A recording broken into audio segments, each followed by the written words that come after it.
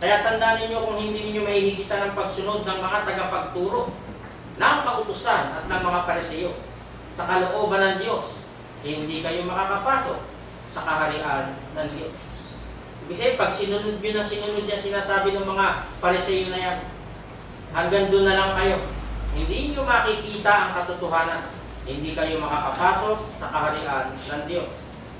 For I tell you that unless your righteousness surpasses that of the Pharisees and the teachers of the law. Ayan, dalawa yung tinutukoy dyan, di po ba? Pariseo, teachers of the law, mga eskriba yan. You will certainly not enter the kingdom of heaven. Chapter 6, verse 6. Sa halip kung mananalangin kayo, pumasok kayo sa inyong kwarto at isara ang pinto. Saya? Bakit? Para manatiling lihim. Hindi ka mananalangin sa harap ng maraming taong nakakakita na pinapakita mo sa kanila ang banal-banal mo, ang bait-bait mo. Hindi pala ganun yung paraan ng pananalangin. Kung ikaw daw ay mananalangin, nandun ka sa tahimik na lugar. Ayun, no? Pumasok ka sa iyong kwarto at isara ang pinto. At saka kayo manalangin sa inyong ama na hindi nakikita. At ang inyong ama na nakakakita sa ginagawa niya ninyo ng lihim, ang magbibigay ng gantimpala sa inyo. Napakahalaga ng bagay na ito kung bakit pinupuntusan ng ating Panginoong Hesus na ang paraan ng pakikipag-communicate sa Diyos sa paraan ng panalangin ay kinakailangang seryoso. Seryoso at hindi kumbaga pakitang tao lamang. Marami ang paulit-ulit na nananalangin kahit makakita ka dyan sa EDSA Bus Carousel. Pagkatapos mag-aabot ng sobre. Ito yung mga Church of Christ Fort Watch, Keperiols. Kadami-dami ng hinihingi sa mga tao. Mga nakaano ngayon yan. May nasa lubong ako kanina sa bus mga nakaano mo kay Santa Claus. At nanghihingi, ginagamit yung mga sita sa Bible. Nakaka-dismaya. Kasi patuloy na niloloko nila yung mga tao. Yung mga tao naman ang intindi basta nakarinig ng salita ng Diyos. Mabait ako sa Diyos. Hindi ganun. Marami ang mga manluloko sa panahon na lalo ngayon pagdating sa usapin ng relihiyon. Kaya maging maingat po tayo.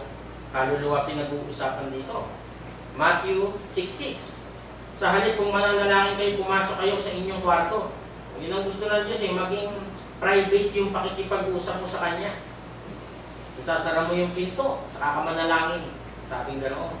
At ang inyong ama na nakakakita sa ginagawa ninyo ng lihim, magbibigay ng gantimpala sa inyo. Kasi kakausapin mo ang Diyos Tingnan mo ibalik natin. Pagka nanalangin tayo, halimbawa dyan sa labas, makakapokus ka ba ng panalangin? Hindi. May dumadaan truck, may humaharurot na motor, merong mga napakaingay ng titinda. Di ba nananalangin ka, may pumapasok dito sa Ganon sila. Itong mga tinatawag na Saduseo, mga Pariseo na ito, na itinuro nila sa tao. Puro parang ang dating, puro kabutihan lang, pero totoo hindi mabuti. At ito ay hindi katanggap-tanggap sa Diyos. Gusto ng Diyos na mangyari, ang paraan ng pakikipag-usap sa Kanya, seryoso, may respeto, confidential, nasa isang kwarto, at nakikita niya yung nilalaman ng ating mga puso sa paraan ng pakikipag-usap sa Kanya. Chapter 6, verse 7. At kapag nananalangin kayo, huwag kayong gumamit ng maraming salita na wala namang kabuluhan tulad ng ginagawa ng mga taong hindi kumikilala sa Diyos. Yan yung mga hintil. Akala nila sasagutin sila ng Diyos kung mahaba ang kanilang panalangin. Mga nananalangin kasi kabisado na nung bibig. Hindi mali po yun. Bakit? Ang panalangin, dito lalabas yung words dito. Kaya pag mananalangin kayo, huwag kayong mabilis. Nakapikit kang ganon, may lalabas dyan sa bibig mo, dito galing sa puso. Iba yung panalangin na galing sa bibig. Kabisado. Yan. Ginoong Maria, napupuno ka ng grasya, Panginoon Diyos, sumasusukli. May nagsusukli pa ang parang kinukulit yung Diyos doon sa maraming kasasalita na wala namang kabuluhan. Tulad ng mga taong hindi kumikilala sa Diyos, ginagawa nila yan. Yung mga naghahain sa mga Diyos-Diyosan. Akala nila sasagutin sila ng Diyos kung mahaba ang kanilang panalangin. Hindi lang makapagsalita ang Diyos na walang kwenta yung panalangin na yun. Bakit? Kabisado ng bibig. Ito yung hinihintay ng Diyos o yung galing sa puso. Ano po? Ayan o, tulad ng ginagawa ng mga taong hindi kumikilala sa Diyos. May gumagawa na nito noon eh. Kaya hindi na natin pa dapat ulit-ulitin pa. Hindi na natin kailangan ulitin ng Diyos. Ano po? Sa mga paulit-ulit na pananalangin. Verse 8. Huwag nyo silang gayahin. Diba? Ayaw ng Panginoong Yesus. Dahil alam na ng inyong Ama kung ano ang kailangan ninyo bago pa man ninyo ito hingin sa Kanya. Walang kwenta. Para lang isang parot na dakdak ng dakdak na gano'n. Walang lasa yung sinasabi. Parang gano'n. Walang kakwenta-kwenta. Nag-iingay lang. Ano? Hindi nyo napansin na, halimbawa, may nagbibidyoke. Hindi lahat ng nagbibidyoke kumakante. Paano yun? Eh, yung iba nag-iingay naman. Nakakuha niya? Ang sakit-sakit na sa tenga, ayaw pa huminto. Alauna na madaling araw, pinagsisigawan pa. Di ba? Parang ganun yung panalangin. Kinukulit natin ang Diyos sa mga panalangin paulit-ulit na alam na naman natin na hindi pala dapat yun gawin. Bakit? Hindi mo pa nga binibigkas. Ayun o. Alam na. Ano po?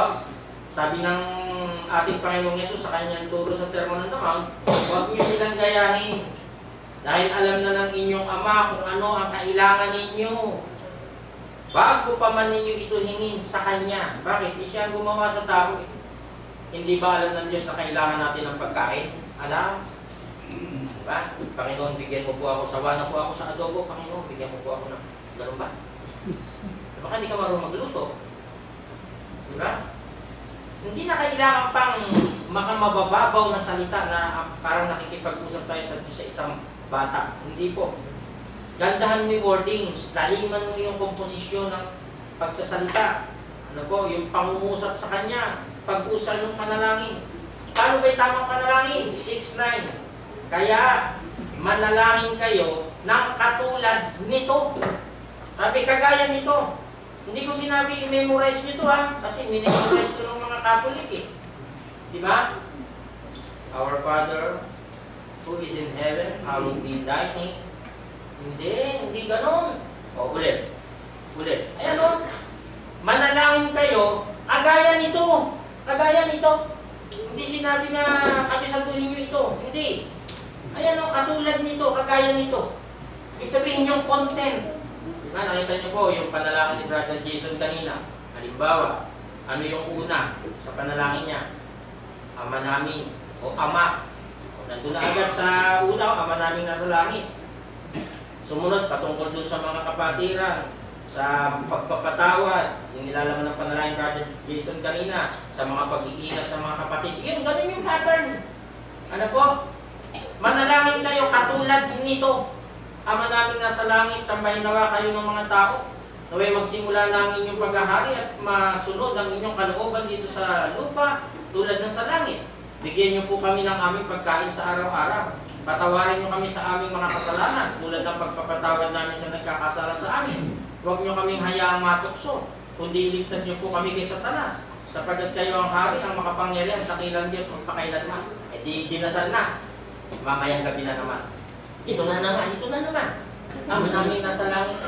Eh di kinukulit mo na ang Diyos pagkagano. Iba naman. Awa niyo po? Nagpapaulit-ulit ay ginagawa natin makulit ang Diyos sa paggunawa. Ito yung mali doon sa Catholic na ginawa nilang batas sa church. Na kung saan ay, ayan, pinakabisado sa lahat ng member. Doon sa mga kumpil noong una na sa eskwelahan, nung nag-aaral ako ng elementary, pinakabisado sa amin yan ng teacher namin. Kaya nangyayari hanggang pag-uwi sa bahay, kabisado namin. Wala kami alam na panalangin, kundi yan lang. Eh hindi naman ipinapakabisado, yan lang daw yung pattern. Yung content niyan, makikita niyo po mamaya, isa-isayin natin.